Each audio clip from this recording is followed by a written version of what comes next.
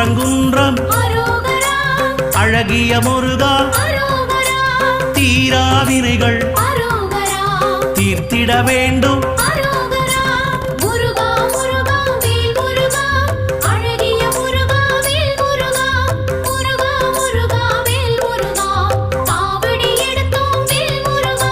சுவாமி மலையனே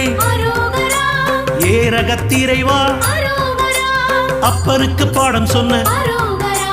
ஆறுமுகவேலா